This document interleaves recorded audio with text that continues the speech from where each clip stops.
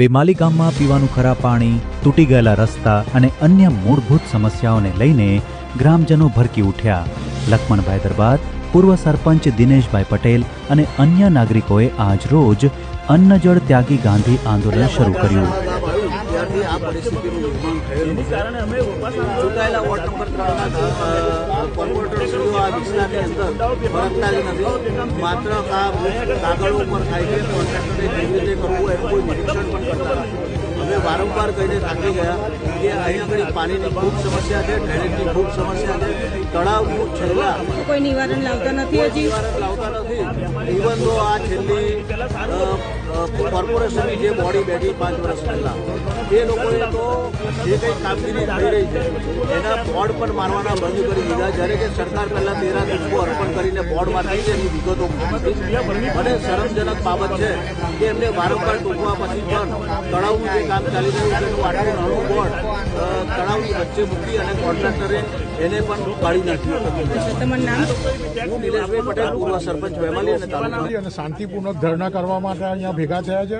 વેમાલી વિસ્તારમાં જે અસંખ્ય સમસ્યાઓ છે, ગટર, ડ્રેનેજની, પાણીની, ગંદુ પાણી, લાઇટના થાંભલા નથી, લાઇટો નથી, રોડ, રસ્તા, આ બ્યુટિફિકેશન નામનું જે એમને કરોડોનો ભ્રષ્ટાચાર કરે છે ત્યાં ગંદુ પાણી છોડવામાં આવે છે. તો 4 કોર્પોરેટર અને તંત્ર અહીંયા કોઈ આજ સુધી 4 વર્ષમાં આવ્યા બી નથી. એટલે મારી કોર્પોરેશનને ખુલ્લી અપીલ છે કે તમે લોકો અહીંયા આવો અને આ 5 જે અમારી મુખ્ય સમસ્યાઓ છે જે આપને બી અમે જણાવી એ સમસ્યાઓ અમારી દૂર થાય. નહીં તો આગામી દિવસોમાં આ નહીં થાય તમે ઉગ્ર સ્વરૂપમાં આંદોલન કરો. કેટલા ટાઈમથી તમે આ બધું જણાવ્યું છે? તો હજી સુધી અમે તો નિકાલ છેલ્લા નથી આવ્યો? 20 દિવસથી બેન જણાવ્યું છે, આપના માધ્યમથી બી જણાવ્યું, લેખિતમાં અરજીઓ કરી, તેમ છતાં પણ આ લોકો અરજીઓ કરતા તમે નથી. કેટલી આપી હશે? અરજી લગભગ આ શહેરમાંથી આ ગામમાંથી 3 આપી અને અમે 2 અરજીઓ આપી છે. તો એનું નિવારણ આવતું નથી ને જોવા બી નથી આવતા. તો કોઈ આગળ કોઈ એક્શન કેમ નથી લેતા? એ લોકો નથી લેતા એનું કારણ એ છે કે એ લોકો હવે એવું વિચારે છે કે ભાઈ આ અમને તો જીતી જ જવાના છે ને અમને પેલા સત્તાની એમાં મોહમાં એટલા બધા આગળ વધી ગયા છે કે પ્રજાનું કોઈ ધ્યાન આપતા જ નથી. ખાલી વેમાલીમાં ને આખા વડોદરા શહેરમાં આ હાલત છે.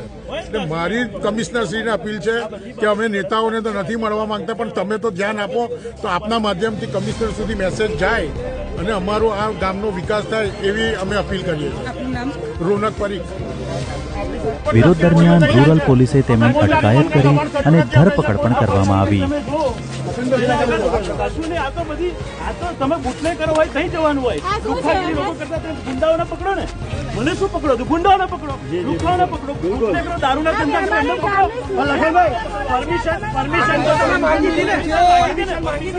પરમિશન નથી આપી. કેમ નથી આપી? આ લોકો કેમ નથી આપી? કારણ કે લોકોનો પ્રશ્ન છે એટલા માટે.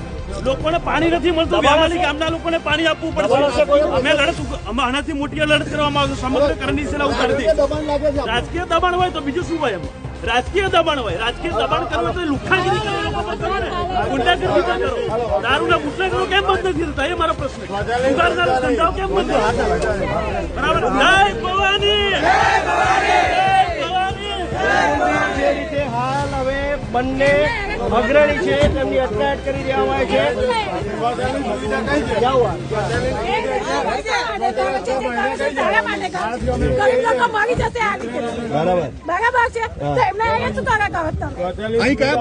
હવે પ્રશ્ન એ છે કે તંત્ર ગામના આ હકના માંગણા સાંભળી યોગ્ય પગલાં લે છે કે નહીં.